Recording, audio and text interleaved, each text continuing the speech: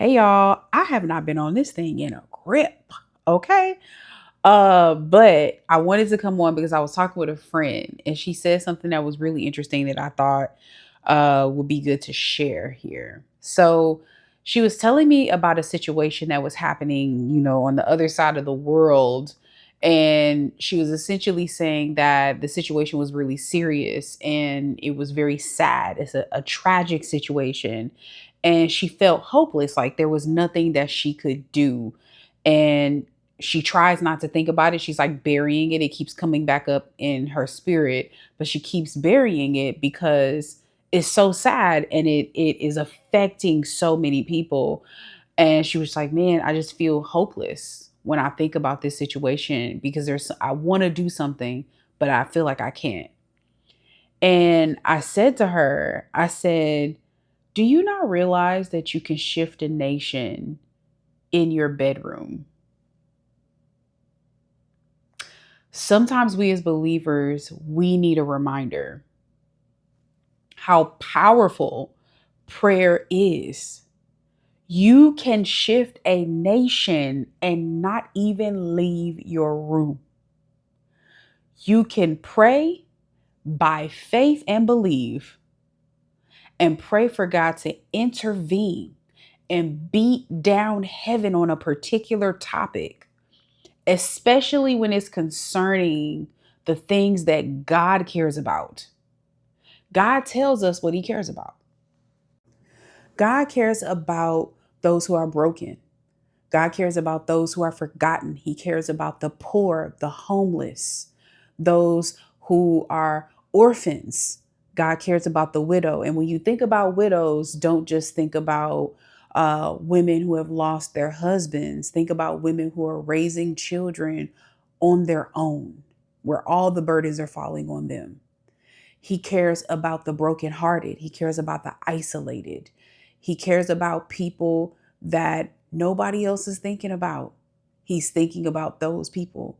And when you pray for people God who are on God's heart, who are going through suffering, who are going through oppression, it's you he's waiting on to pray so he can intervene because we operate as the hands and feet of Jesus on the earth.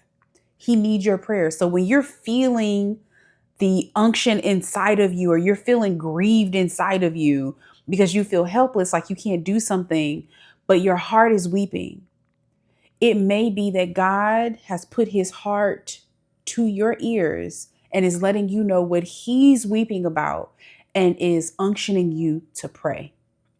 And if God unctions you to pray, please know, don't ever underestimate your prayers. Don't underestimate what prayer can do. Sometimes people say, "Oh, all I could do is just pray." What do you mean all you could do is just pray? It's like we treat prayer like it's a last resort. We treat prayer like, and it's not even just like a last resort. Even believers, I feel like this is a general thing I see with believers and unbelievers and people that are on the fringes, right? They feel like they they don't understand the power of prayer, and so they think that it's just a last minute thing that you do, like a little icing, like a little sprinkle on top, and hopefully it might affect something, but ultimately you don't actually believe that it will. And guess what? If you don't believe that it will, it won't. You'll have whatever you think, whatever you say, that's what you'll have. And so when you go in and you pray about a particular topic, and God has laid something on your heart and has given you a burden to weep about, understand that God is ready to move on their behalf on that thing, whatever that thing is. He's ready to move on their behalf, but he needs you to pray and believe that it can be shifted. You have to understand the power of prayer and believe and know that when you pray in your room, you can shift a nation. Believe the impossible. They may not believe that something can change, by prayer, but you know something can change by prayer. And it's none of your business what the naysayers think or what the naysayers say. You ain't even got to tell nobody. You go in, knock down heaven until you see something move. That's how you should approach prayer and the burdens that are on God's heart. Because if it's on your heart, God likely gave it to you to pray for them about. And while I was in prayer, I felt like God had laid something on my heart. And it was like I was seeing all the saints across the country and across the world. And he was just like, what if all the people came together and prayed on one topic at a time? And everybody was just praying that one topic for the day or praying on that one topic for a time. The shift that you guys would see if you all came together and believed. Man, I believe that Christians, we don't understand the power of what God has given us. And I don't think we actually believe in what he tells us when he says that we are the ambassadors of Christ, that we're walking as Christ on the earth. If the same spirit that raised Jesus from the dead lives in you, what can possibly stop you in prayer? I want you to tell me. I'll wait. What can stop you in prayer? Nothing. No evil.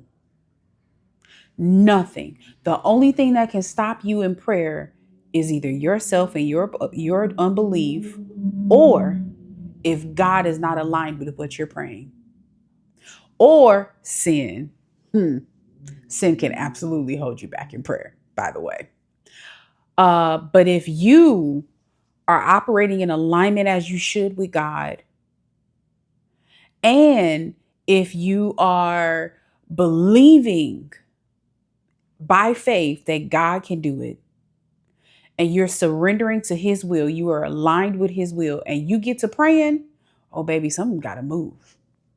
Something's got to shift. Now you may run into some warfare that you're going to have to fight through, but something has to move. And it becomes a waiting game. It becomes a game where you outweigh the enemy and you outstand the enemy and you push the enemy aside in prayer.